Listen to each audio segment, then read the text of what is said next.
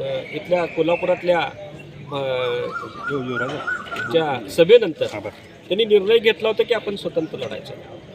त्या माध्यमातून किंवा त्या अनुषंगाने त्यांची तयारी सुरू होती आणि त्याचबरोबर इंडिया आघाडीमध्ये जे काही घटनाक्रम झाला तो तुम्हाला मी सातत्याने सांगत आले। या घटनाक्रमामध्ये सर्वसामान्य कार्यकर्त्यांवर अन्याय होतोय अशी भूमिका लक्षात आल्यानंतर इंडिया आघाडीतून आम्ही बाहेर पडलो।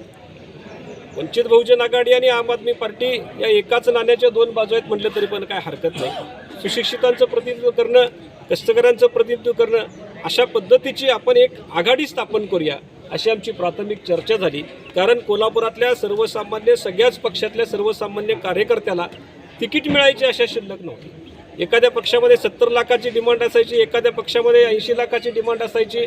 कार्यकर्त्यांनी 25-25 वर्ष काम केलेलं आहे, कार्यकर्त्यांनी सतरंजा उचलायचं काम केलेलं आहे, कार्यकर्त्यांनी खुर्च्या उचलायचं काम केलेलं आहे, तळमळीनं पक्षाची ध्येयपूर्ण तळापर्यंत पोचवायचं काम केलेलं आहे। याला कुठंतरी वाचा फोडावी म्हणून आम्ही निर्णय घेतलेला आहे की बाबा आप आणि वंचितची एक आघाडी तयार करू आणि त्या माध्यमातून कोल्हापुरातल्या सगळ्या पक्षातल्या अस्वस्थ कार्यकर्त्यांसाठी एक चर्चेचं दार की बाबा तुम्ही या, अगदी हक्कानं आमचं तिकीट घ्या।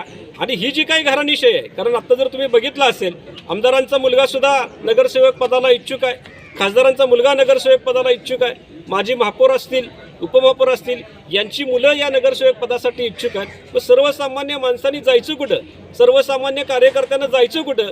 याच्यासाठीच ही जी काय अस्वस्थता, ही तळमळ आहे, याला कुठंतरी खुल्लं करून द्यावं म्हणून आज आम्ही आप आणि वंचित यांची एक मोठी आघाडी आणि याच्यामध्ये बसप, BRSP यासारखे घटक पक्ष यांना सामावून घेऊन आम्ही कोल्हापूरच्या स्वाभिमानी कार्यकर्त्यांचा एक कार्यकर्ता पॅटर्न राबवायची आज आम्ही घोषणा केलेली आहे। या माध्यमातून मला सांगायचं आहे, आपल्या मीडियाच्या माध्यमातून उमेदवारांपर्यंत आम्हाला हे निरोप पोचवायचा आहे। आपल्या भागातले सुशिक्षित मतदार असतील, डॉक्टर असू देत, इंजिनियर असू देत, कलावंत असू देत, झाडू कामगार असू देत किंवा रिक्षाचालक असू देत, या सगळ्यांना उमेदवारी द्यायची आमची तयारी आहे। कारण का वंचित घटकाला न्याय देण्यासाठी